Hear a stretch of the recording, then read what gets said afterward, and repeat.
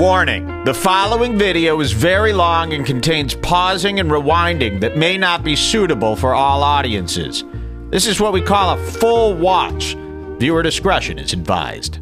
So we've got you this Tony Hinchcliffe documentary, and yes, they made a Kill Tony documentary, and like I said on the last show, I can't believe that this isn't something that the entire world is making fun of. It's so crazy bad. We didn't even time code it. We just said, this is kind of a full. We're just going to scan through it. I'll skip forward when it gets boring, but we got to show you what's been going on with Tony Hinchcliffe. Now, remember, Kill Tony is on hiatus. They're doing that show without an audience at the Better Box Studios. It's completely become a Christian camp. Tony is more miserable than I've ever seen him. And this doc will speak for itself. They put this out. Even the title is sickening. Wait till you hear this. It's called Roadkill. The show's called Kill Tony. This is a documentary series about them on the road called Roadkill. And what makes this so sickening, and this is not a bit, remember, we don't show you bits on Red Bar. That's how I know something isn't a bit. I don't show you other men's bits. I show you their mistakes. And this is a giant one. They set out, now Kill Tony in his head, believe me when I say this, it's one of the easiest shows to make. I've even done versions of this show. It's basically American Idol where you're insulting people who do 1 minute of stand-up comedy. This is very easy to do. In fact, the reason you love this program is just because you love that format. Any person doing in Tony's position or in Red Band's position, the show would in fact be better. All right, they're awful at this, and it really shows when you watch their studio-less ones, where they're doing it from the Better Box studio, and there's no audience-less ones. It really shows how bad they are. I mean, they really don't have anything to say. So when you see this, remember, they're taking themselves this seriously over this stupid little...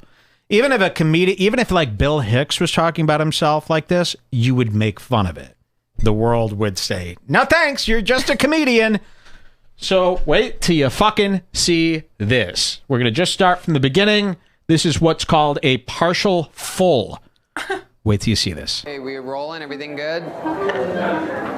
Roadkill. Enjoy. Let's have one.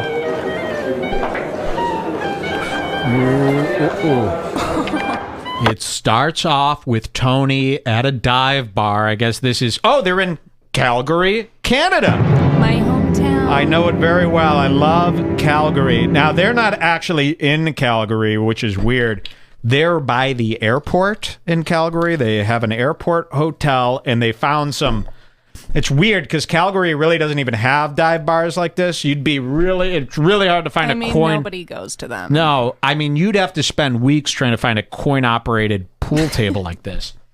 But it starts off with Tony and Jeremiah playing pool, and they're doing their, what would you call this? They're doing their masculine pool shooting stance? But they're telling their story over a game of pool. So this documentary takes place while they're going to tell the story over a really serious game of pool, and then it's going to cut and show you what they're talking about. Now, they are taking this game of pool so serious. These are not regulation-sized tables. These are the little inky-dinky coin-operated tables.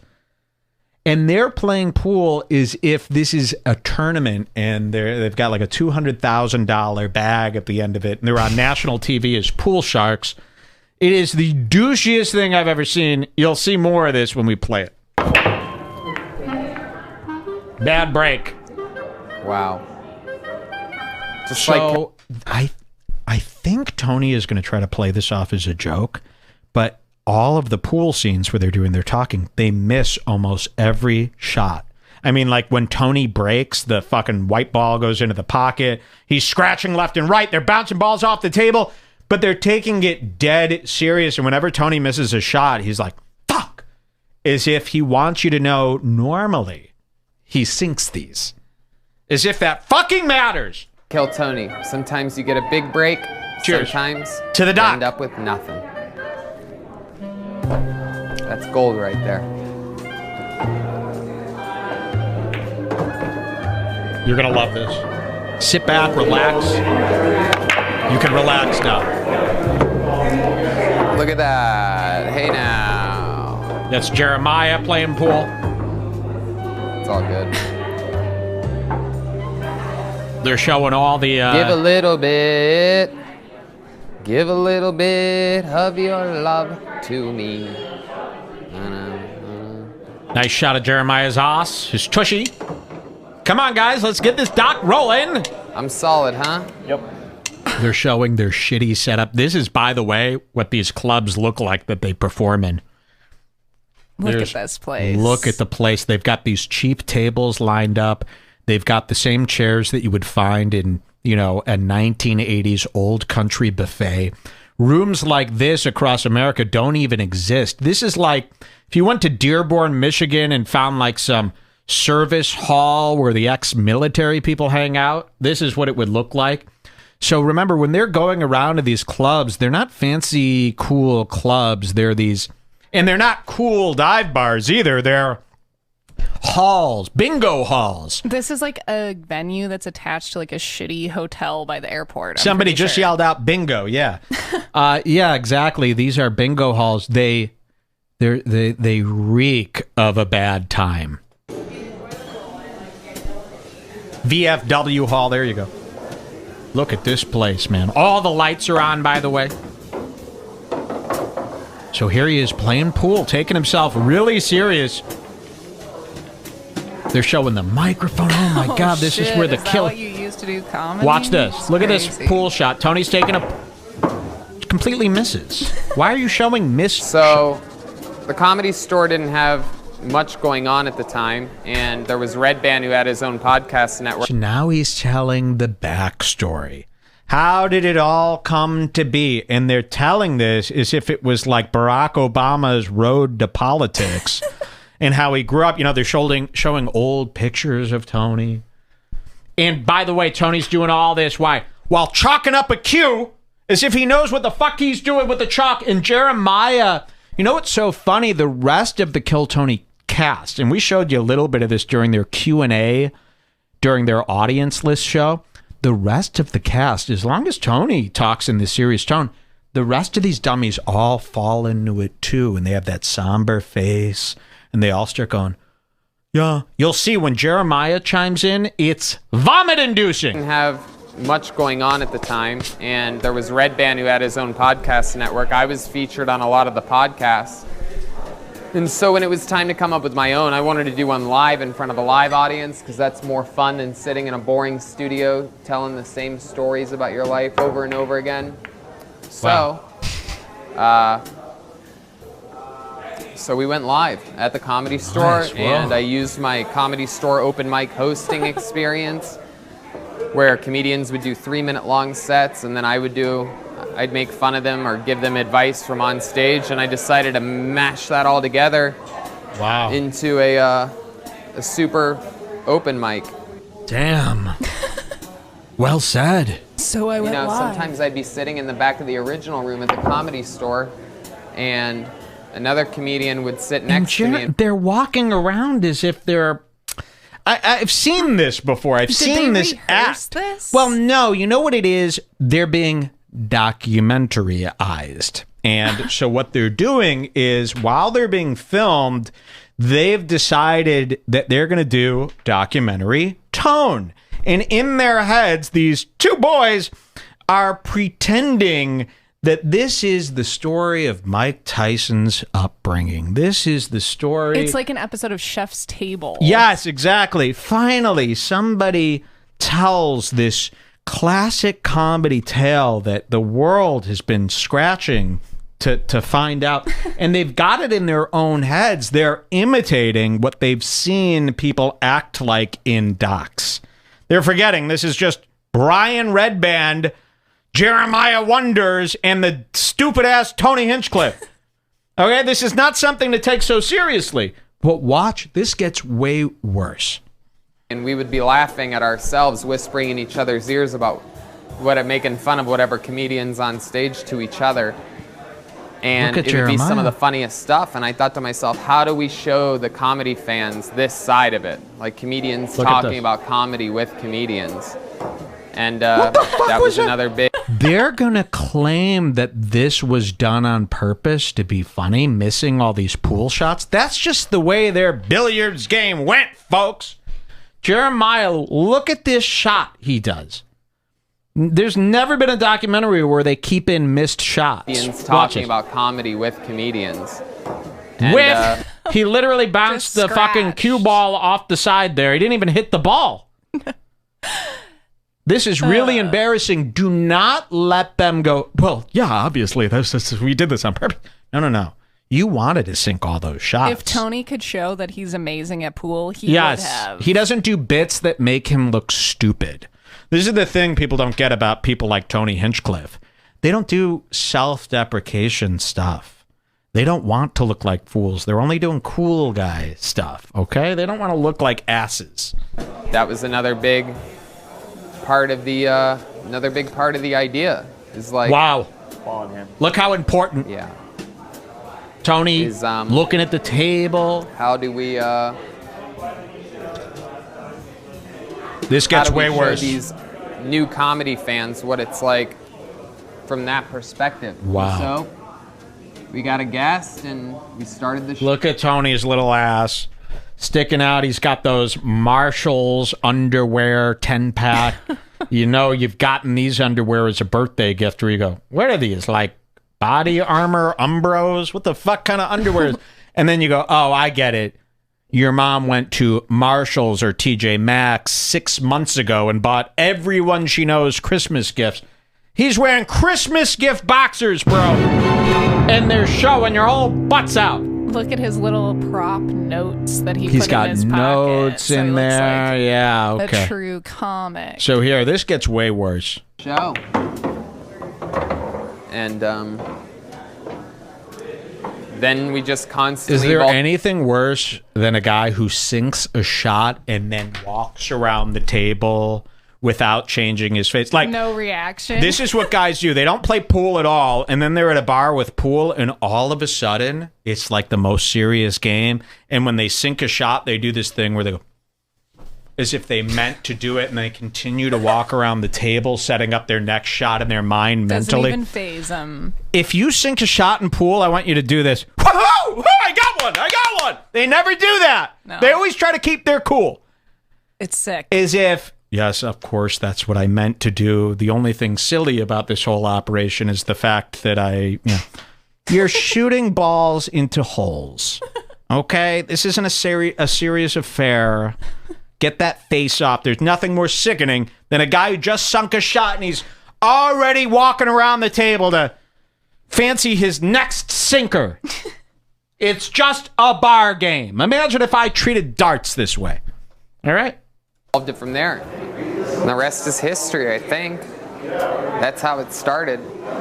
Thank The God for rest the is comedy history. store. Look at this. Oh, play- a shot of dummy Brian Redband trying to figure out wires. There he is. If they only knew what audio would be produced from this shitty box that he found on Amazon. You know, they're showing this glamour shot while Tony's talking. It cuts to Brian Redband setting up the chords. Like, if this wasn't, it seems like a parody. It does seem like a mockumentary. Like, Yes. It seems like the It seems Office. like, yeah, it seems like the show, The Comeback with Lisa Kudrow. It seems like the early episodes of The Office where here's this total schmuck, but they're doing a serious doc about him. And But- look at all the asshole things he says. And you know how I can prove it? None of their fans in their comments are going, ha ha ha, No. this is great. They're all going, Tony, kill Tony, well, deserves so much respect. This is another guys. thing, Good job." and this goes to show only dummies are watching this stuff. You know, our comment section about these guys on YouTube is more than enough evidence to know that these guys... my thesis is finished, by the way. I don't know if you've seen this, but I used to find real pleasure experimenting and learning from the comments and going back and forth with these guys to see. Now I know I'm good. They're fucking idiots.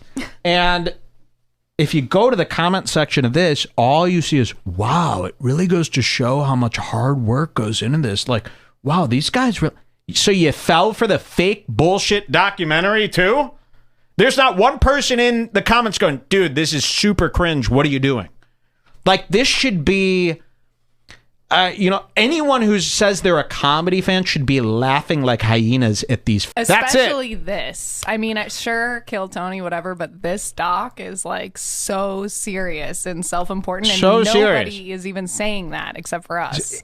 Listen, like I said, there's no more question. I have it figured out. The people who watch this are those Travis Zell non-thinking. I hate to say this NPC thing, but that really sums up what these people are. They don't know. They only know what the bigger guys tell them to know. So if Joe Rogan and all these people, they've all said these guys are good, that's enough for them. Because you go, how does Rick Glassman only have 16K subs? He's had all these guys on. He's had Andrew Santino on. The episode gets 200,000 views. Why aren't people subscribing to Rick Glassman? I'll tell you why.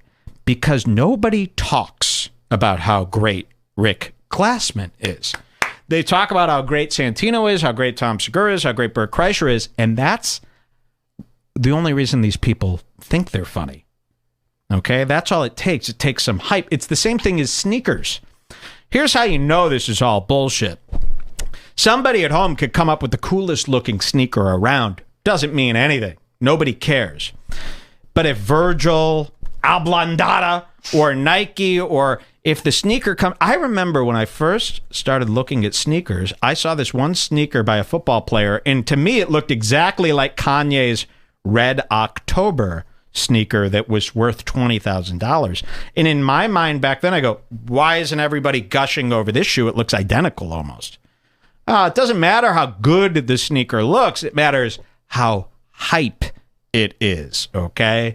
The value of its allure, the value of people wanting it. It's the same thing with comedians. Rick Glassman is better than Tony Hinchcliffe. Rick Glassman's better than Andrew Santino. Well, let's compare those two. Wouldn't you guys much rather watch a Rick Glassman episode than Santino? And these are supposed to be comedy fans. They refuse to subscribe to Rick Glassman because nobody hypes him up. You don't turn on Rogan and hear 15 guys go, Rick Glassman's hilarious. Rick Glassman's the best.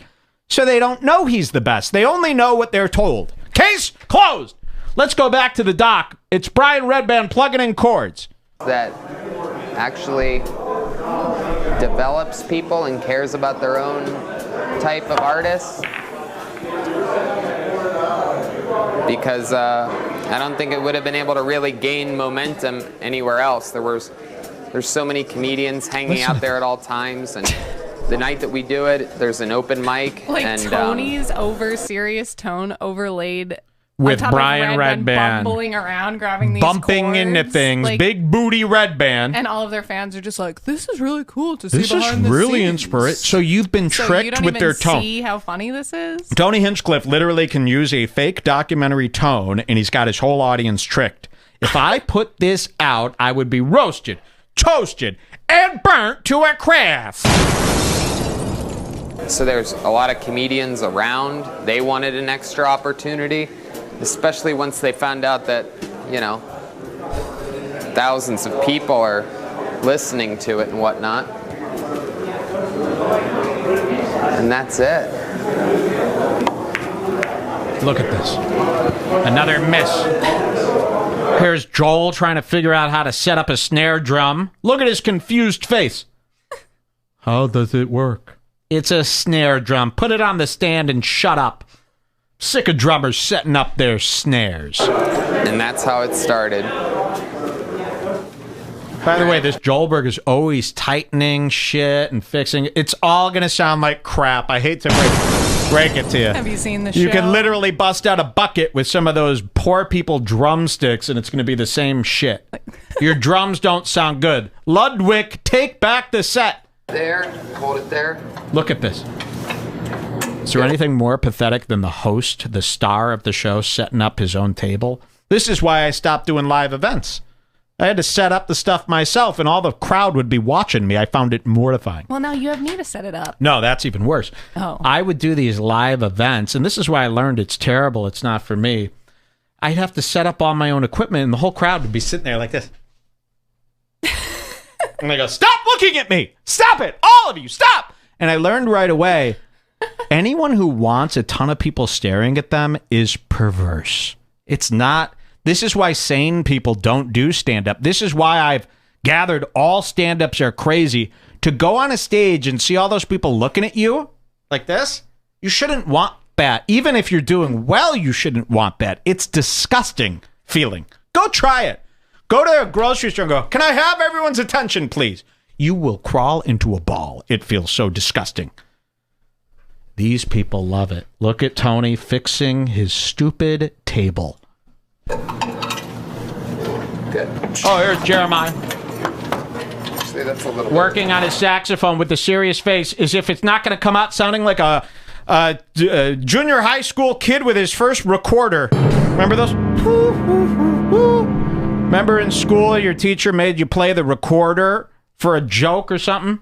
Your parents all had to shell out $35 for a plastic flute. I love that thing. That sounded better than everything coming out of Jeremiah's pipes. low. Here we go. Pull back even. Oh, yeah. And why do they say 2.5 hours to showtime in quotes? Yeah, it says to Showtime. The text was a couple seconds back, but it'll come back. It is Showtime. It's not a fake Showtime. Here. Look at Red Band. Big Bertha. Yeah. Getting ready for his mukbang. Yeah. Oh, my God. Wait. I just remembered there's so many fun... We haven't even seen the good stuff yet. No. This is just to show you how fucking douchey they are. And remember, the slow tone of this is what kills me. Here we go. Look at this. Another shot of the pool. One of the things that is the, look at this. without a doubt, the driving force of a lot of our success is... Ooh, and that got to... Tony don't like it when Jeremiah sinks a ball. Look at how serious the billiard brothers get when their ceramic balls get sunk. How douchey. I don't want to... If you're playing pool and you don't have a big smile on your face, you put that cue back into the rack and you say, sayonara, bar. I didn't do it right.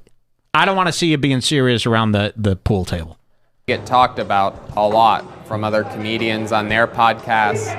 There's moments where on Rogan's podcast, there's Ari Shaffir, Tom Segura, oh my God, and wow. Bert Kreischer, and they're all talking about how great Kill Tony is and how Again, this is like Joe Rogan spending hours writing his stand-up. It's showing pictures of Brian Redband spending Earth's time on the audio.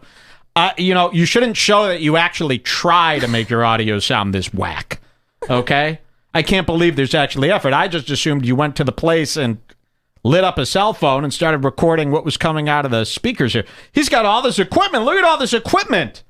Bert Kreischer, and they're all talking about how great Kill Tony is and how fun I am at making fun of people and how funny the band is at being... Listen to how he talks about himself. Don't skip over this. Making fun of everybody talks about how great I am and how wonderful I am making... Listen to what's coming out of the man's mouth. Segura and Bert Kreischer, and they're all talking about how great Kill Tony is and how fun I am at making fun of people. And this is what I mean about his listeners are NPCs. They're listening to this. They've been fooled by the tone, and they're not realizing, whoa, Tony's actually being a fucking horrible douche! This is everything a comedy fan should be making fun of right here, and yet they're buying into it going, oh, wow, man, yeah, wow, I didn't realize how respected Tony was. Rock on. This show's actually a lot deeper than I thought. Funny the band is at being silly and hilarious, and that's like a major endorsement.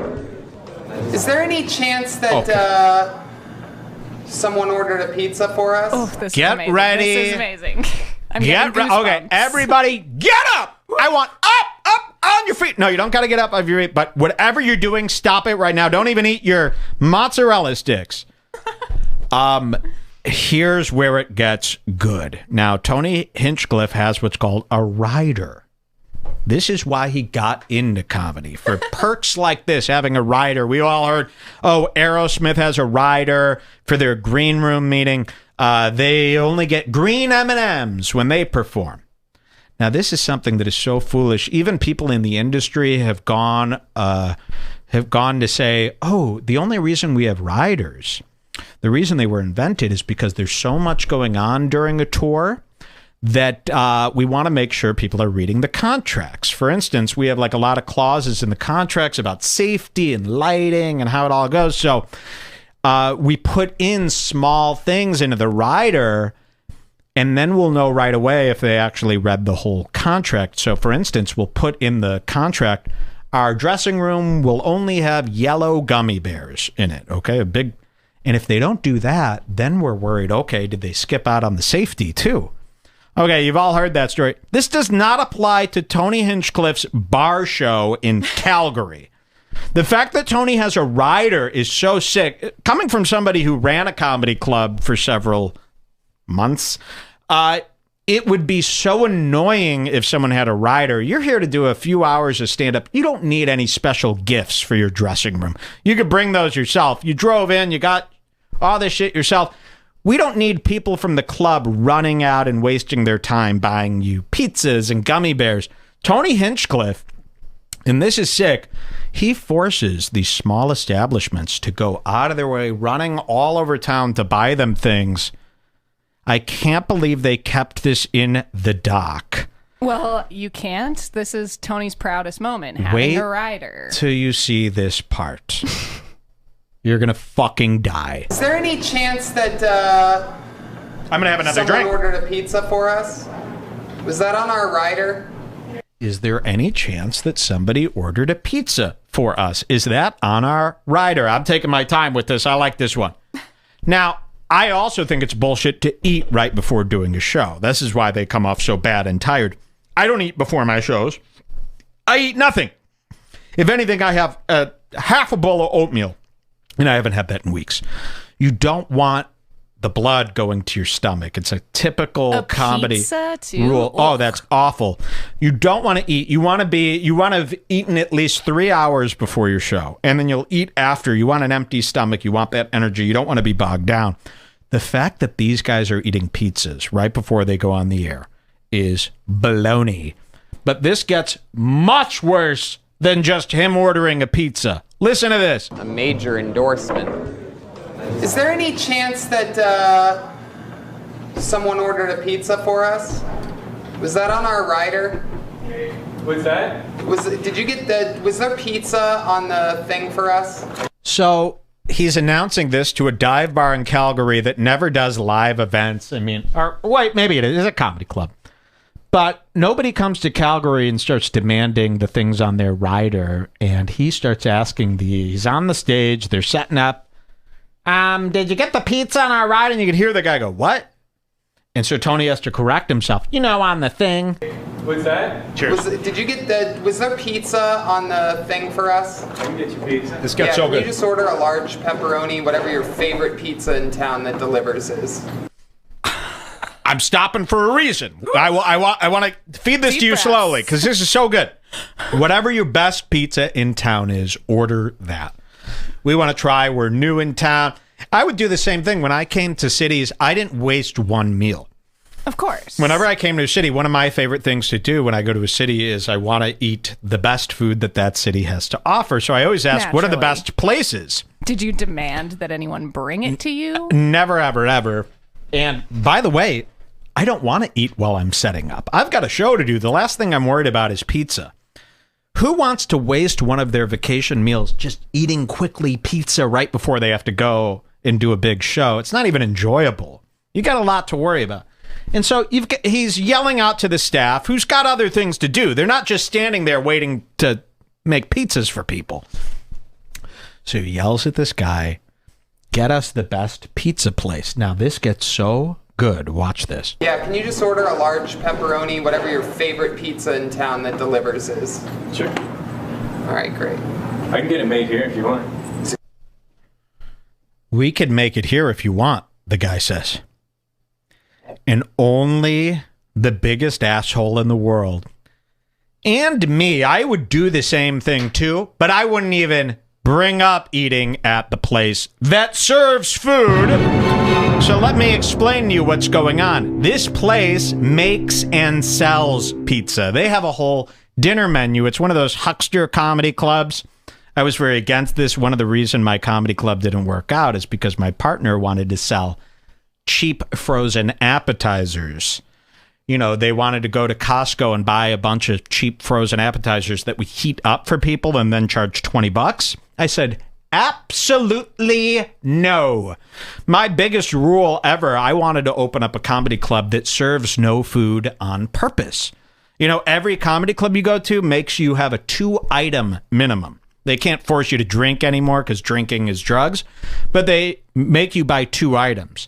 So you'll have to buy a Coke and mozzarella sticks for $17.95, and they're the worst carnival circus sticks you've ever had. I said, that is so shitty to do to somebody. I remember going to comedy clubs and sitting down after paying my $20 ticket and then going, what would you like to drink? And I go, I'm good. And they go, it's a 2-drink minimum. And I would get furious because now I got to spend $19.79 to take 2 people out on a date to see comedy. It's $100. I go, this is why people don't come out. Back then, they didn't come out to see comedy. It was too expensive. And by the way, should the comedian be doing their art while people shove fucking mozzarella sticks and ha-ha-hachos into their throats? Is there anything... You think Michelangelo is painting David da Vinci's fucking penis while a guy scarfed down tacos? It's rude. It's anti-art to eat frozen reheatables while somebody's doing their art. Okay? You're either doing art or mozzarella. So I said no. That was a big, big thing. Okay? No, but how are we going to make money? I don't know. We don't make money then. How about that? That'll get you booted from your own comedy club real quick when you don't want to make money. Now, Tony is demanding that the guy orders a pizza, but they're in the pizza business, this comedy club. So listen to what happens. Oh, man, I just fucked that up. Old Michael David fucked that up. Old Michael David. Where were we, Jules? I think we were only at like 5 minutes. Don't worry, this is so good. I hope people are enjoying this still. I could watch this for 10 hours. Okay, yeah, 5 minutes, right around here. Yeah, here we go. Because you see the guy in the back. Okay, watch this shit. And that's like a major endorsement. Is there any chance that someone ordered a pizza for us? Was that on our rider? Even Red Band knows to stay out of this one. Did you get was there pizza on the thing for us? I can get you pizza. Yeah, can you just order a large pepperoni, whatever your favorite pizza in town that delivers is? Sure. All right, great. I can get Okay, so he says sure, and then Tony goes, all right, great. First of all, say thank you. I know. How shitty is that? All right, I would never I'm the meanest guy. I treated the wait staff and all those people like gold. Thank you, thank you, thank you. You know, Tony screams and yells at the audio guys. Hey, audio guy! By the way, the audio guy does not like being called audio guy. No. Audio guy, will you fix this mic? You're in someone else's club. They've worked there full time. They don't even know you, and you're coming and screaming at them. So he doesn't say thank you. I hate it this when people gets don't say way thank you. Worse. People don't know this about me. I'm actually historically polite. Like, I do the things society is you're supposed unless you there is fuck an unless. Me. Unless you fuck me, then I start getting fisticuffy with the manager of the restaurant. I'll push you. But they always deserve it. If you're doing your job, I treat you like gold. You should see how I treat customer service people. Hi, I'd like to make a return. You're great. Just kidding. I treat them like shit too, but he treats them like more shit. Watch this. Favorite pizza in town that delivers is? Sure. All right, great. I can get it made here if you want. Is it good here? Decent. Decent. Oh my God. This is really happening. He goes, I can make the pizza here for you if you want. And Tony goes, is it good here? Knowing that it's bad. And he goes, it's decent. And Tony goes, decent. Now, these are all things that I would do, but I would also never demand that someone who sells pizza order me a pizza from a competing chain. That's crazy. Imagine I'm doing a live show with Domino's, and I go, can you get me a Pizza Hut? And they go, we sell pizza here. And I go, I like Pizza Hut better, though. So this is really happening. They say they make pizza, and Tony asks if it's any good. This gets even better. Doing this stance, by the way. Look at how he's Andy's standing. on stage. Hello. You got to see this. Whatever your favorite pizza in town that delivers it. There's a lot of rewinds. All right, great. I can get it made here if you want. Is it good here? Decent. Decent? We want your favorite. It's thin crust. We eat a lot of pizza. Oh, it's thin crust. It's pretty good. I can have... We want your best. We eat a lot of pizza. See, Red Band is doing what I do when I'm out with Mike and he's mad. So Tony's going, well, we want to, and then Red Band's then Red Band's like this. Well, he's going, oh, thin crust sounds okay. Thin crust sounds fine. Exactly. Well, because no one can be this big of an asshole. Now, listen, also, it's like the comedy clubs are so dirt poor. You don't understand, like, after you do this comedy club business for so long, you realize there's no infinite money. Like, you're barely breaking even with this comedy Every horseshit. restaurant. Well, more so comedy clubs because they're only open at night on Thursday, Friday, and Saturday. Okay? At the most. And then they have 2 shows. So they got to make a week's worth of income all in these nights. Buying people pizzas every week, especially when you make pizza there, you're going, I can't send my employees out to go get pizza. We make it here. Let's make it. Joelberg just use his phone and call a pizza place? Exactly. Like all this time, Tony's. And by the way, you've been playing pool for an hour. You could pick up your own phone and order your own pizza. It's so douchey. You're not Dave Chappelle.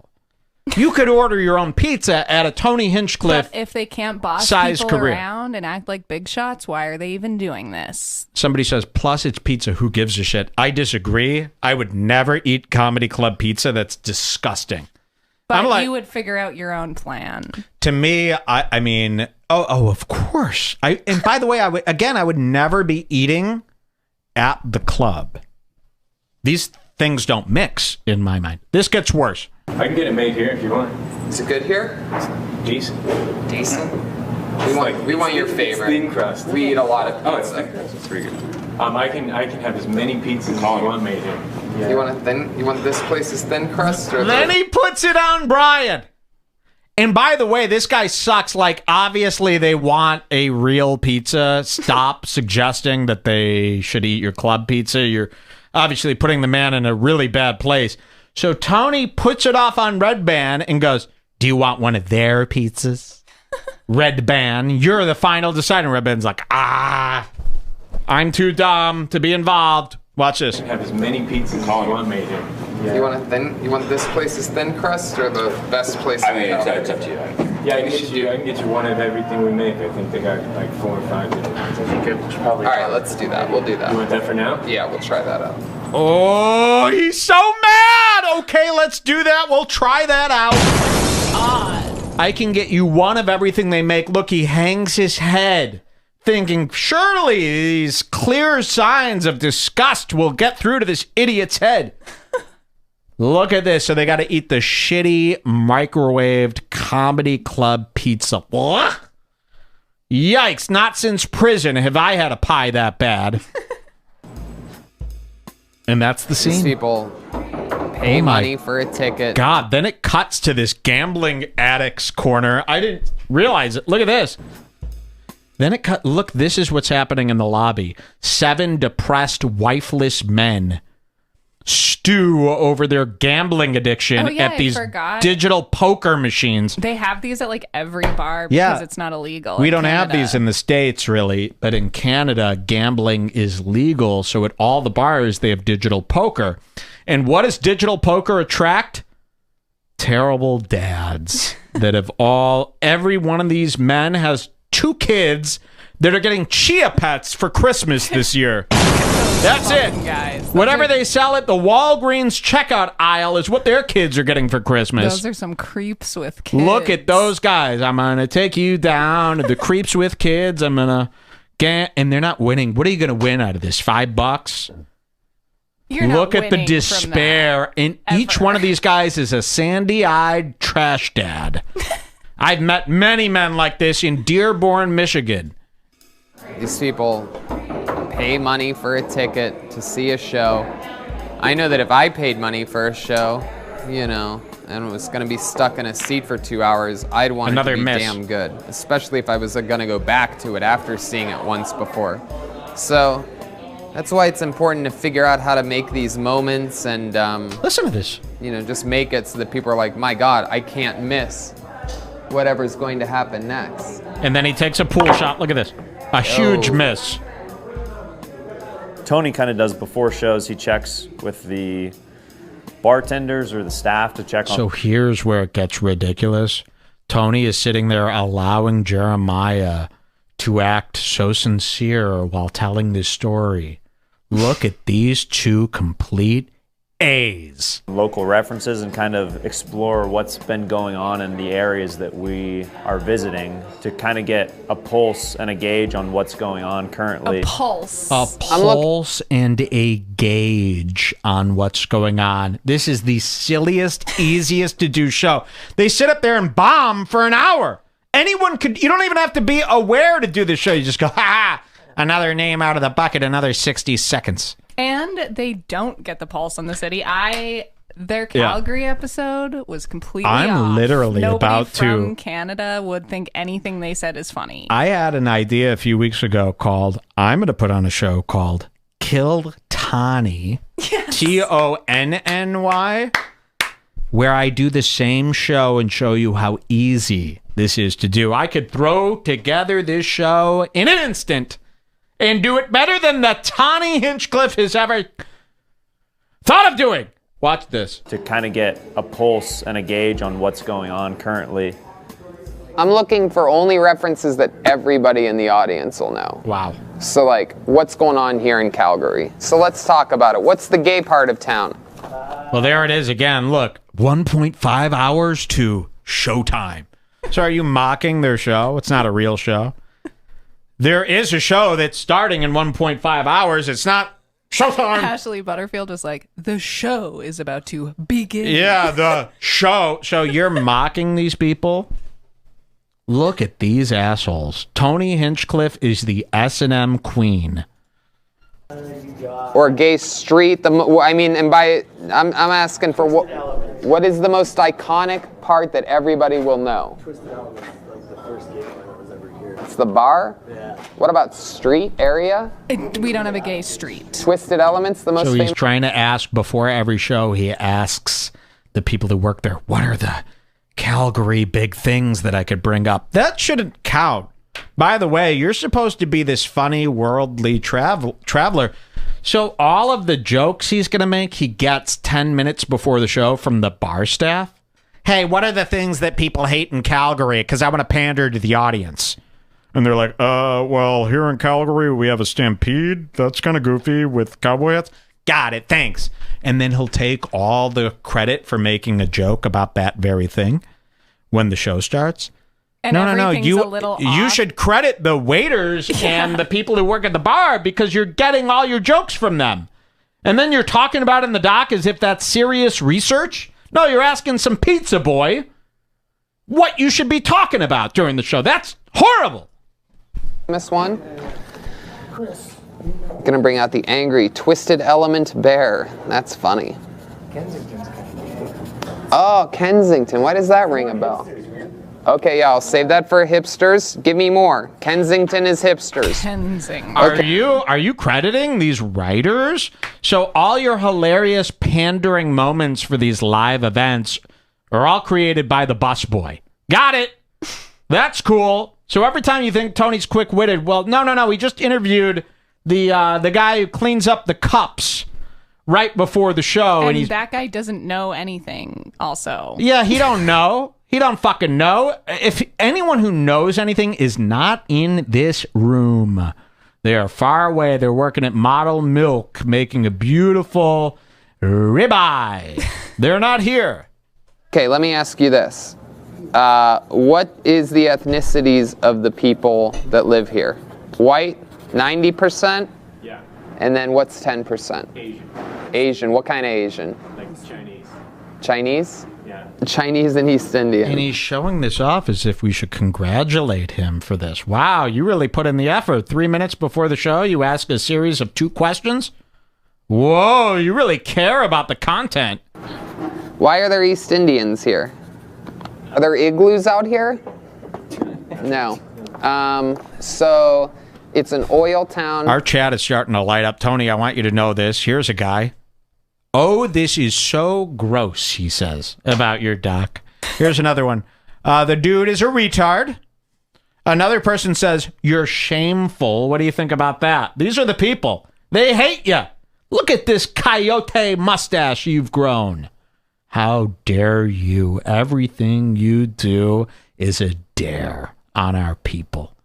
How dare you do You this? watched this back so many times. Are you triple dog daring our country, our nation with this shit? You need to be dunked. This is like the Texas of Canada, right? Everybody's got a truck. Everybody's manly. They're all tough out here. And what else? What else about Calgary, guys? Who's the new prime minister? Justin Trudeau. So you right. don't know anything, but you take all the... Trudeau. And now he's going to rattle these things off, and everyone's going to go, oh, the wonderful Tony Hinchcliffe, he's so quick-witted. He even knows stuff about other territories, like Alberta. He, by the way, and anyone in Canada knows this, he goes, hey, everybody, we're in Calgary, Canada. That would be like saying, hey, everybody, we're in Illinois, United States. Or Chicago, United States. Hey, everybody, we're in Chicago, United States. Come on down. No. It's Calgary, Alberta. Listen, I don't want to say Alberta either. It's a disgusting name for the region. But no one calls it Calgary, Canada. All right? Canada, you know what I'm talking about, right? Exactly. So I know more about these continents than you. Right. Really? I thought everyone liked that guy. Look, they're all saying I'm 100%. Your sports team is the Calgary Flames? Look at this. You don't even know the sports team of the city? I mean, really, you see that 100 times while rolling in. And there's no other sports here, right? Just Google this, but he wants to show off to the waiter. Yeah. That's the thing. You could Google all this. He wants the waiter to see him in his process. Yeah, and by the way, the waiter's got a million things to do to get this club up and running. It's not like they have a separate position for everybody. The waiter is probably also the talent booker and the cleaner and the guy who does the mics. Once a year in July for 2 weeks, the entire city shuts down and gets wasted. Really? What's that called? The Calgary Stampede. You don't know about the Calgary Stampede? I did know about that. Oh. Ari Shafir once tried to bring me up here for that. Oh, cool. Yeah, so yeah. This girl got double teamed at the Stampede, and now she's like locally famous. Pot's legal now. He's eating the pizza. And believe me, the pizza's awful. Any food made at a comedy club is the worst food. I'd rather eat a cafeteria from a high school. Right? Oh, look at that pizza. Did you see that pizza? They showed it. Legal now. It's a grandma pie. Right? Now, we all know so much about pizza because of Dave Portney. But before that, we knew it from ourselves. Everybody, including me, you, them, and her, knows about pizza. This pizza looks disgusting. There's a balsamic drizzle. You don't like that. I don't like a drizzle of any sort on my pizza. It's a grandma pie. It's cut in squares. That's bad. Everywhere in Canada now? It's a flatbread, someone said. Okay, so that's Calgary. Look at Joel is practicing his drums on the stool. That's going to make his drumming any better? Here we go, folks. One of the reasons why I don't think it became a Netflix show or a TV show is that you can't really describe Kill Tony in like one sentence. Holy fuck! One of the reasons why you don't see Kill Tony on TV is you can't really describe Kill Tony in one sentence. It's too complex. Comedians come on stage and then you roast them. Wow. American Idol, but with comedians. That was a sentence fragment. Yeah, the mighty Brian Redband, Jeremiah Wonkers, and you are just too complex for the mainstream mind. Did you hear this shit? Reasons why I don't think it became by the way, our chat is lit up like the 3rd of July. Fuck you, Tony. No. It's very simple. You can. It sucks. Fuck you. Oh, my God. They hate you. Now, My chat has 100 comments right now screaming. Your YouTube page has 0 comments screaming. That's how deluded and crazy they've become. Listen. One of the reasons why I don't think it became a Netflix show or a TV show is that you can't really describe Kill Tony in like one sentence. Gosh. Like there is no one line that describes Kill Tony. It's such a multifaceted, extreme comedy show. And one of the reasons why, you know, without a doubt, is the fact that sometimes it's not a comedy show. Sometimes. And he's leaning down to break a set of pool balls while he says this. Is this not the worst? You would think comedians would know you can't say this. This is how astray they've become, where this is actually coming out of their mouth. You used to have like this mental barrier that would prevent even the richest, fanciest comedian wouldn't say this, knowing he'd be strung up and what do they call where they noose a for a lynching? A lynching. You'd be lynched if you said something like this. So today's comedy community is so ass backwards that this is coming out of comedians' mouths. Joe Rogan, this is what I mean. Has Joe Rogan sat down and watched any of this? If I presented this to Joe Rogan, wouldn't he go, oh no, you're so right. This is so crazy. Doesn't he come from that world? Isn't that why we first started liking him? Why is Joe allowing his friends to do this? It's a very serious very weird show with a lot of laughter mixed in. And back to the line. But yeah, giving these people a chance to, you know, show off a talent that they have or have their first kiss or things like that. Okay, wait. Tony now is expanding his thoughts on the ever so important Kill Tony show. You know, it's not just about us. We're giving people a chance to really showcase their talents. And then, yeah, sure. And then he leans on the little pool table shelf to show that he's really thinking about this. Look at this again. This gets worse. Gives people a chance to, you know, show off a talent that they have or have their first kiss or look at this things lead like that. Oh shit, he's not it's just playing like pool. I always ask myself, what if I was pulled out of that bucket, whether it's year 1, year 2, 3, 4, 5, 6, what would I want to happen to me if I did good? Oh my God, look at this walking shot. He has no business walking through the kitchen, but he told the cameraman, get a shot following me, tracking me, in fact, through the kitchen. They've done this in Casino. They've done this in Goodfellas. So I want that shot of me going through the kitchen. See, I come in the back. You know, the people mostly come through the front door. We're so in with the club, we come through the back door. Remember this shit? And if I did bad, what would I expect that the worst that could happen would be? You have no business in the kitchen. And, you know, they don't want you in there. These moments of, even the club guys are like, why is the comic in the kitchen? This is where we work. Why is the comic in the kitchen? The comics don't need to be through all of our back doors and shit. If you put yourself in position to do it, you can make almost anything happen. And I feed off of that. Whoa! I feed off of the energy of people around me. He feeds off the energy, okay. Look at this. Historic. And he thinks he looks... Oh, yeah. So he's actually doing this. He set this up as if the show is going to start right as he did his epic cool guy walk through the kitchen. Now, this never happens, but he's timed this out perfectly to show you, oh, yeah, all that walking I was doing, it's because I'm about to pop up on stage. Here it comes. My Shmee. Hey, this is Red Band coming to you live from Calgary for a brand new episode of Kill Tony. Give it up for Tony Hinchcliffe. Now, look at this. He wanted that, what? One shot, yeah? Oh, I missed him walking on. That's amazing. You better lose yourself in the music the moment you own it. You better never let it go. Whoa, you only got one pizza. Look at this asshole. If you don't mind, I'm going to smoke some shmee. It's time for a shmee break. Here we go. Do I have a smoking shmee kind of song here? Let's see. Here he is, and walking up to the room. This is where the real shit goes down. He's wearing his Represent hoodie. You know, he wears Represent clothing. He's got this little windbreaker, some cheap $28 windbreaker that says Represent. And I was going crazy trying to find out, what is Represent? Why does he wear this clothing brand all the time?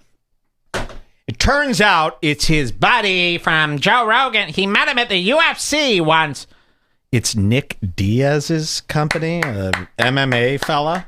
Oh, I love Diaz. I love El Sanjos. I love Garcia. Oh, I love the boxing. But he has a clothing brand called Represent. It's a very low-end clothing brand, and Tony wears it all the time. And someone said in the comments, I agree with this. They go, he wears it because that's what he does, bro. Represent. Yeah, that pretty much sums up everything I live by. Yeah, I represent myself. I say represent when I'm in the room. I represent the East Coast. I'm an East Coast Italian ballbuster. Yeah, right. That logo sucks. Here he comes. The beautiful Tony Hinchcliffe. I mean, the truth is that the minute's one thing, but the interview's really the most important part of the whole thing. Oh. People being honest, being vulnerable, staying hilarious. You know, you can have 60 seconds of good material, but we really find out the real meat and potatoes about you in the interview part. You mean the interview part where you go, what are your hobbies? Oh, yeah? Great. Well, there you go. That's not good. Sorry. He really thinks he's like Howard Stern when Howard Stern gets a celebrity to really open up. He envisions himself as one of the world's greatest interviewers, really allowing these people to say the things that they normally wouldn't say in any old interview. But with him, he cracks their code. And why did he say that in such a slowed down, pontificating no idea what voice? Because he's fucking asshole. Like, look at his eyes. Yes. It's like, are you kidding me? He's the worst person we've ever shown you on this show. It gets worse. The real meat and potatoes about you in the interview part. It's a tough position because they have no idea what I'm going to ask. Oh.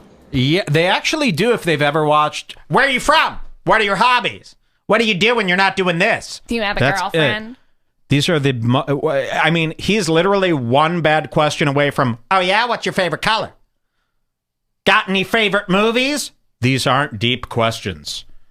We've all seen the I've seen every fucking episode! That's the thing I rule over all these guys. Even if they wanted to come back and try to do an episode about me, have you watched all 15 years of Red Bar? Because I've watched years upon years. You know, with Joey Diaz, the reason these guys are so shell-shocked, yeah, I've been watching Joey Diaz for 7 years. I've seen every appearance of his on Joe Rogan. I know what he's going to say next. They don't know nothing about me. They don't know diddly squat. He's a failed comic. Good one. So, yeah, that's where we could really kill these guys. I just realized my power. I actually do know everything about them. I'm obsessed. I'm sick. You can't compete with my sickness. No one can. And,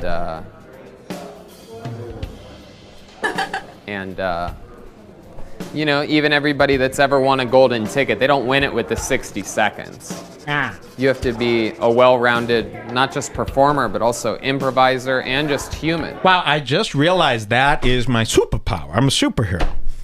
No one could do Red Bar. No one could ever give up their life to watch as much Fool's content as we've seen and as we're gonna see. There is not a man who will do it. You literally have to, there's no more playing basketball. There's no more going to church. There's no more meetups. You sit and you watch. And when that's over, you watch another tape. And they're long. Some of them are 3 hours. And you watch all of it. Ours are even And then longer. After you watch all the real stuff, then you got to watch their Instagram stories, see every picture of them, read every tweet. It's Yes, you're so fucked. You got the worst guy ever attached to all this.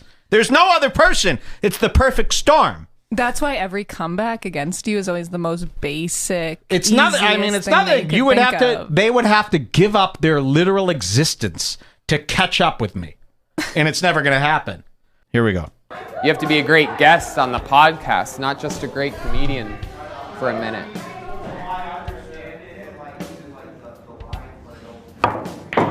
Get out of there. Wow, he misses a pool shot. And this is how you know the documentary guys are more interested in making it look and sound like a doc. See, they fucked him. Now, he's feeding into it too, but the doc guys are like, we're making a real doc. This is a real film. Tony just misses a shot, and he's got to let the audience know that he missed it by going, oh, get the fuck out of here. Come on, I always sync those. Get out of there. How long you been doing stand-up? Okay, we could skip this. This is him doing... But you should watch all this on your own. We'll go back. This gets, in fact, worse. Trust me. Oh, I just remembered one part at the end. Okay. Yeah, I know. That's really bad, huh? Wait till you see how... Yep. Oh, yeah, you're going to see The Stand, we call it. Okay. This is not a comedy club in New York operated by Big J. Okerson. It is a move by Tony Hinchcliffe. The Stand. Coming up. Sam Walker was up first. It was a great performance. Wait. This is a little explaining. That guy came on stage, and then he did a good job, I guess, and then Tony offered for him to open for him. So, yeah, this guy comes on stage. Here, I'll show you this motherfucker, this fake Sam Hyde. Now, he's terrible, but what Tony likes to do, and you've seen this if you watched Kill Tony, Tony will flex his gatekeeping power by offering one of the shitty open mic schlubs a spot on his very own stand-up show. Now, you might think, wow, Tony is really helping the young comics. So what Tony will do is, if you're good enough and they don't even know I'm going to do this, but if they blow my socks off, I'm going to let them open for me at my next show. Now, everyone's like, whoa, Tony must really see something in this comic. First of all, he doesn't. He's just trying to flex that power. Second, then Tony doesn't have to pay an opener. Doesn't have to pick an opener. He just has to... He gets the credit for giving someone their comedy career, but then this poor fuck has to open for Tony for no money tomorrow night. Bomb, and that way Tony can come up and go, not everyone has what it takes. Get ready, folks, it's me. Finally, the real entertainment has arrived. So it's actually shitty. You should be bringing a real opener. You know who should be upset about this? The people who pay tickets to your comedy show. So this is what you don't know. While he's in Calgary doing the Kill Tony experience, so you buy a ticket to this for $60, and then guess what? Right afterwards, Tony does stand-up solo for an hour, which you have to buy another ticket to. So it's not two for the price of one. It's two separate shows. You want to come to Kill Tony? $60. You want to see me afterwards? $60. And they do. They want to see both shows, so he gets to do basically two shows for one. And then they sit there and they go, oh, this sucks. They have to watch Tony alone. And the opener is the guy that they just picked out of the crowd. Watch that this. Was awesome. There you go. Tomorrow night, that guy will have a new biggest credit. Wow. Tomorrow night, that guy will have a new biggest credit. Because he offered that Sam Hyde guy a spot on the show. Look at how happy he is. He's so happy to be a gatekeeper. Maker. A lot of people, you do the right things, and I'll notice you. Sam Walker was up first. It was a great performance, hilarious, and he stayed in character. And I could tell that he was a real comedy vet from doing this so often. It was clear as day, absolutely hilarious. It was horrible. And then during the interview part, I'm finding out, is there anything that I'm missing here? Is there just trying to make sure that there's not a catch to something. Like, if the guy's a piece of shit, I'm not going to give him that opening spot. It's not that interesting of a story, You want to make the audience want something good to happen to this guy. without them knowing that that's what you're doing. You know, they didn't know that I was casting the opening spot for my weekend shows. Whoa! Sorry. The audience had no idea what I was up to. Do you hear yourself? Look at that. He's wearing a guy's XXS coat. Look at this. Like, really focus on the size of the coat. Like, with your mind, take it off of him and lay it down flat on the table. Yeah. And then imagine how small it is. That like is a tiny outfit. I mean, your pool cue shouldn't be scarier than the guy. That's not a thing that happens all the time, but it happened this time. And that's a big, like, what Sam did Jeremiah. is, what Sam did kind of shows you what is possible with the show if somebody takes advantage of their 1 minute, because there's a lot of people who will go up in the show, they're like, oh, I didn't know I was going to be called, or they're not ready, and then they don't get anything out of it because they didn't put the work into it. Wow.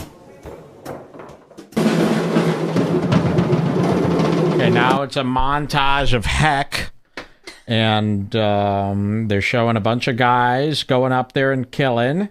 We've seen this from the Calgary episode. Here's where, and this is our finale here tonight with Tony Hinchcliffe. You're gonna see The Stand. It's a new move by Tony Hinchcliffe. This is the best part of the doc. We didn't know what it was like after the show ends. You know, when Kill Tony ends, we see them take that picture and they're drawing the show with Michael Palace wine or something. But we don't know how he acts after the show. We're going to get a glimpse into that. We're also going to see how Jeremiah acts after the show. Tony's going to do The Stand. Jeremiah's going to do something that's going to blow your socks off. Watch this.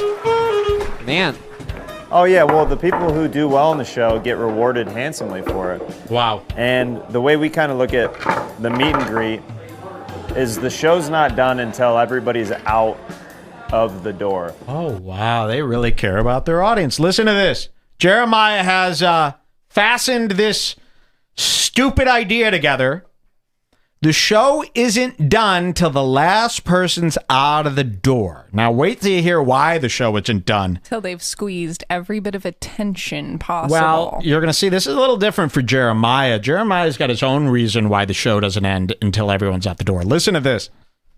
I stay in character sometimes during the meet and greet. I think some people like it. Some people might be weirded out by it. I don't know. I stay in character during the meet and greet. Do you know how horrible that would be? So Jeremiah plays different characters every week in the band. So let's pretend 1 week he's a billionaire. You know, he's done this where he plays a billionaire in the band. That's the thing. Of course. So imagine after the show ends, you're like, Jeremiah, that was great. And he's like, who are you? I'm a billionaire. And you're like, is Jeremiah in there? Can I talk to him? Oh, you've got Benny the billionaire. I'm sorry. Imagine that. Now, he is not doing that for the reason he says. The show doesn't end until everyone's out the door. Yeah, right. You're too scared to be yourself. You always have. We've been telling this about you this whole time. So you stay in character to hide your true self. It's like a mental crazy person's thing. Watch this again. Sometimes it makes me more comfortable to just stay in character. There it is. Sometimes it makes me more comfortable to stay in character. I bet it does.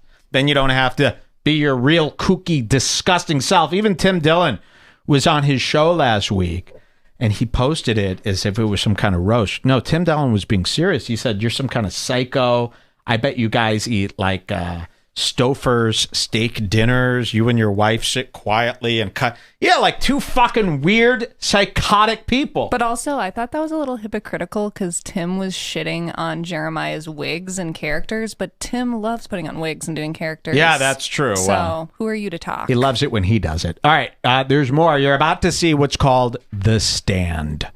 Once I'm locked in, it's easier for me to, after everybody leaves, get out of the character rather than like staying in costume and then be like, oh, hi, I'm Jeremiah, even though I'm wearing all this Prince garb. They would get it. They would understand, you asshole. I think there's kind of a buzzing energy until everybody's out that door, and then we can finally relax, and that's why we like to play pool and unwind like this after the shows. That's why we like to play pool and unwind, unlike the rest of the people of the earth. Listen to this. Here it comes. There he is. Welcome to the fray, my friend. Thanks, Daddy. It's just me, you, and him tomorrow night, dude. Honor. Okay, ladies and gentlemen, the stand.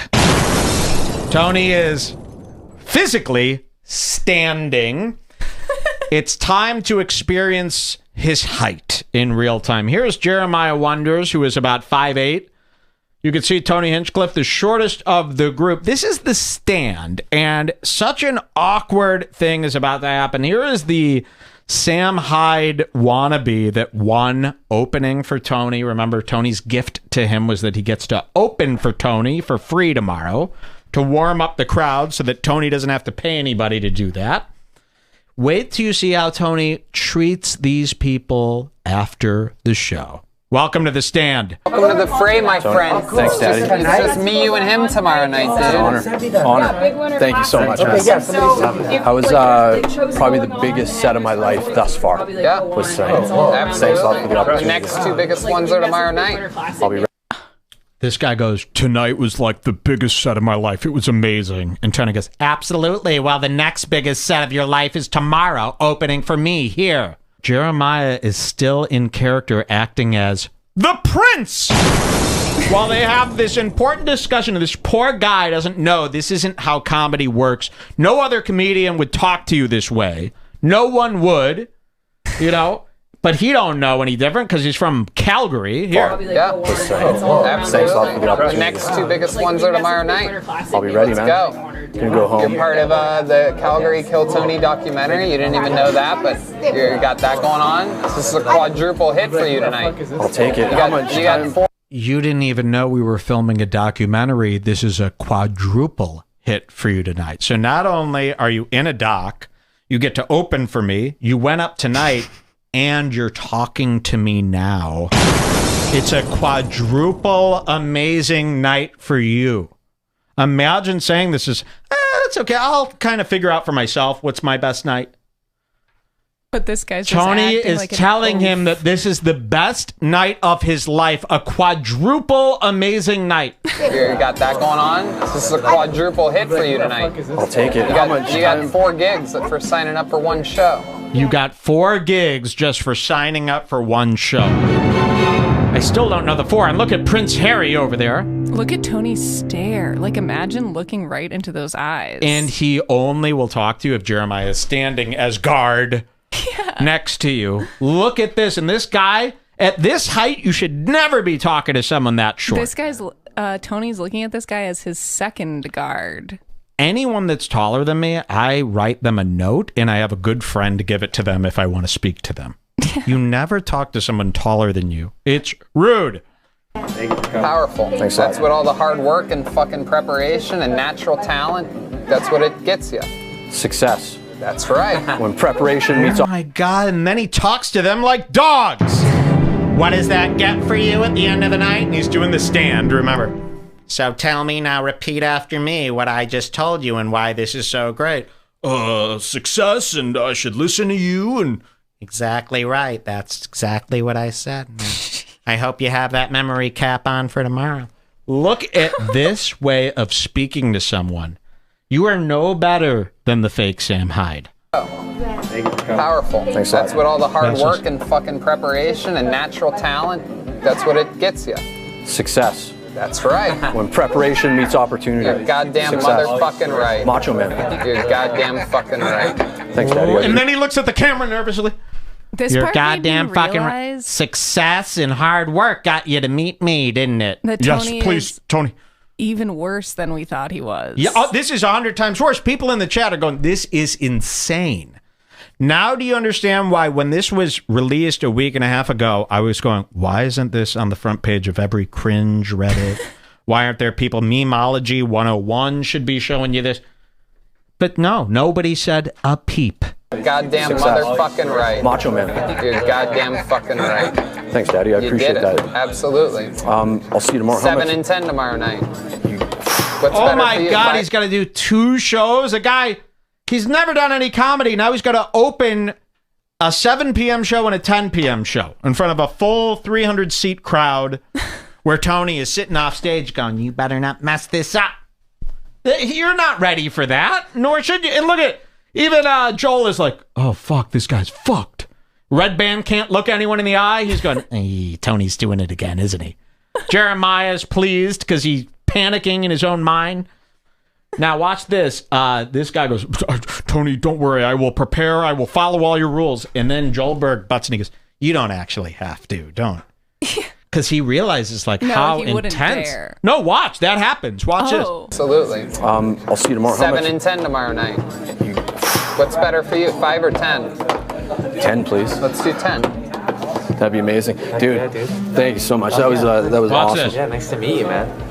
You got to get the party started. It might be weird in the opening spot, but you can get them. Don't worry, man. I'm ready to throw down. You'll be bringing up Jeremiah Watkins. You can research his credits in the meanwhile. I'll see you guys tomorrow. He's the leader of the band for the podcast Kill Tony. Roast Battle. He's got his own hit podcast called Jeremiah Wonders. You got to bring him up, dude.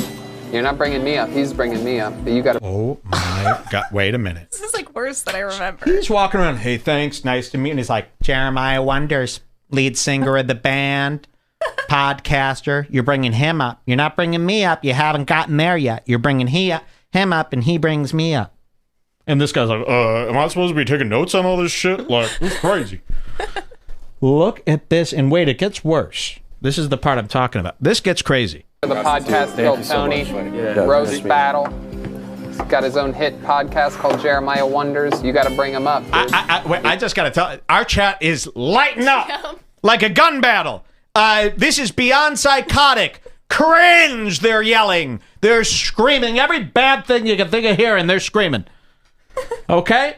But wait, there's a worse part. It gets worse. See you guys tomorrow. He's the leader of the band for the podcast Kill Tony, Roast Battle. He's got his own hit podcast called Jeremiah Wonders. You got to bring him up, dude. You're not bringing me up. He's bringing me up. But you got to bring him up, and you got to do it good. Piggyback style. Okay, I got you. I'll do my homework. I'll be ready. I love it. Rock and roll Sam Walker. Thank you, dude. No homework. Like I said. He goes, well, that sounds like a lot to do. I'll do my homework. And he's scared shitless. And then Jeremiah and Brian go, you don't have to. There's no homework, actually. Tony's just fucking crazy.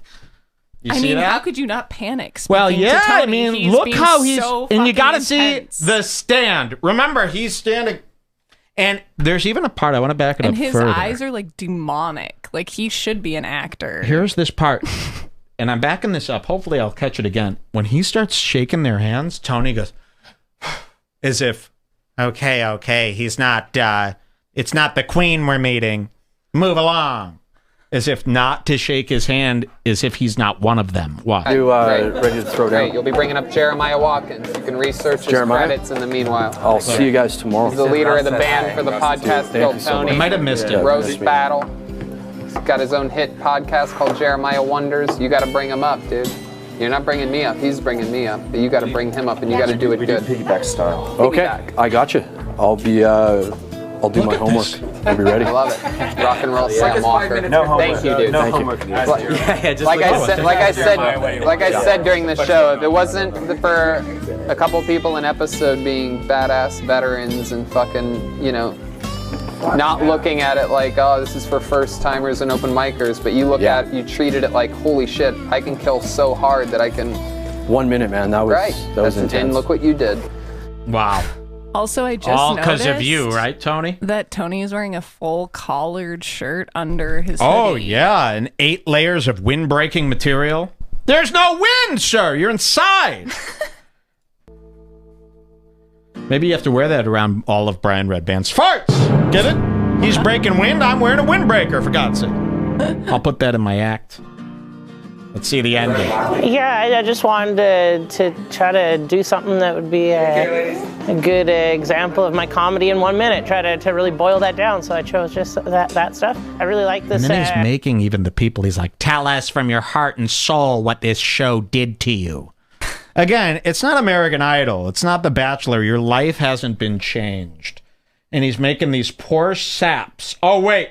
We got the fake Sam Hyde, this dummy who's scared shitless. Let's hear what he says. Coming up. Podcasts like he's coming up next. Things is just hearing what other cities like comedians are talking about and what they think is like important to do on stage. I think it's a good resource, not to copy, but to go to other directions. Shut up! You're wearing a Sonic shirt, for God's sake. I'm glad I paid for a ticket and it paid off. Shut up! Here he comes. That was probably the hottest minute of comedy I've ever done. All day I was going over in my head, if I got the opportunity, what was I going to do? Listen to the music. And it basically came down to do my regular opening and just see how far I can go in a minute. See how many jokes I can get in. How has he convinced all these people to feel this way? So he puts out this air and they all fall for it. Like the Pied Piper. How do you get a guy like this to start feeling, oh my God, I'm just so humbled by this experience. Because it's so Kill Tony Calgary. intimidating. It's not even Kill Tony at the Comedy Store in front of the other comedians. It's the Calgary Laugh Stop Show. This is the best. This is not a big break. The gold standard is 4 LPMs, laughs per minute. Wow. And that was what I wanted, was get 4 in a minute. The biggest thing was people knew my name when it got called. That was a huge deal for me. Is people that have been coming to the shows. I've been doing guest spots here for the last 5 years. We got to get this guy on the show and unwind him.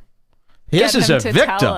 This is a victim. To him. Yeah, this guy's locked up by Tony's ways. We got to unlock this guy up.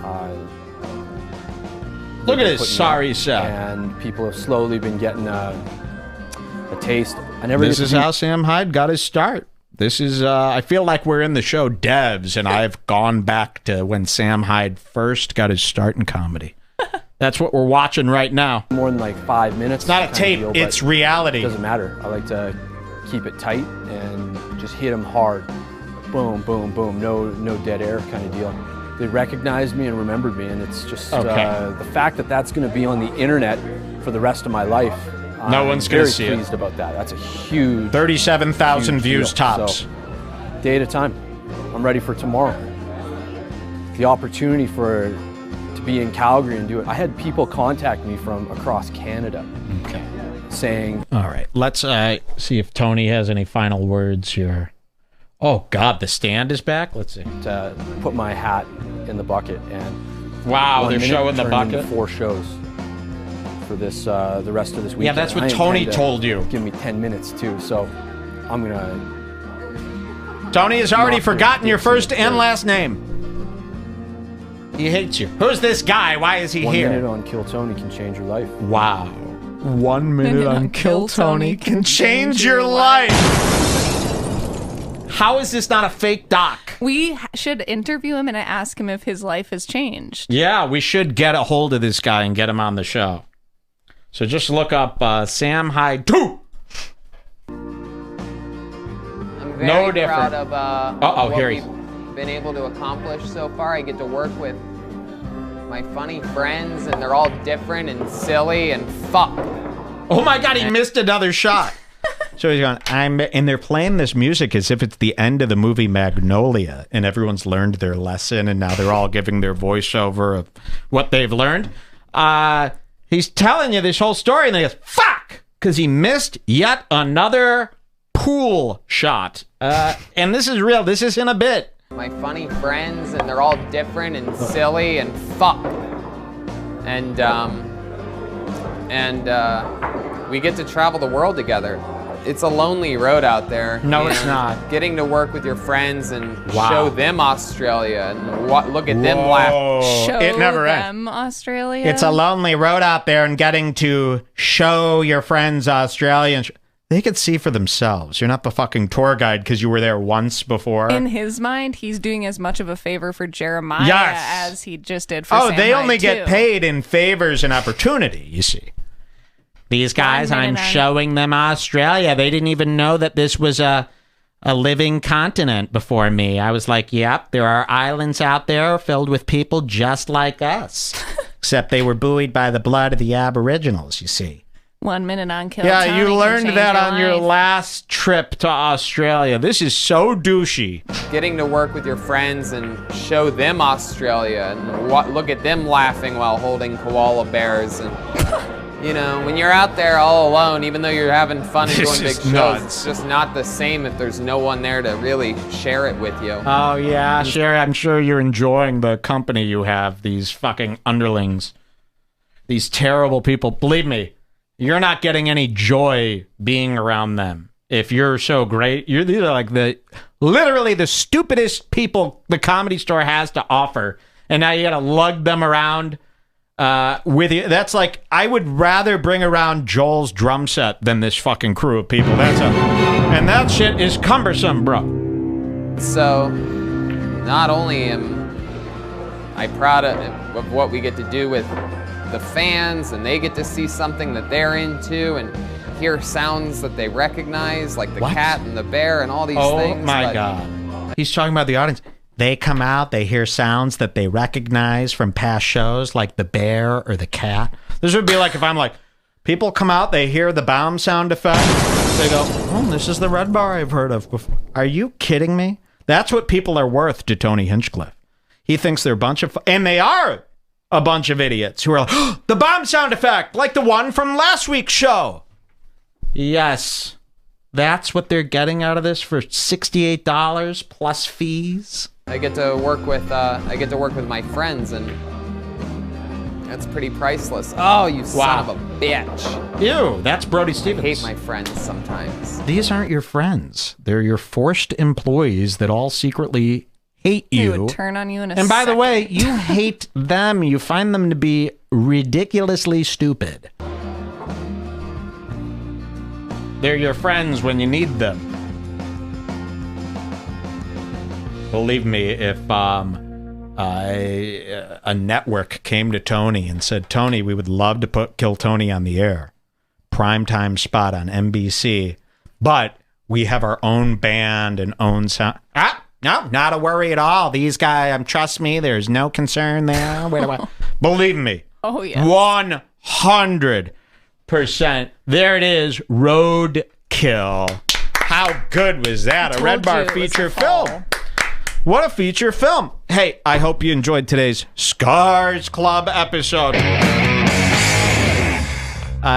That's it for us. The worst part of Red Bar is when it ends. We will be back in days, folks.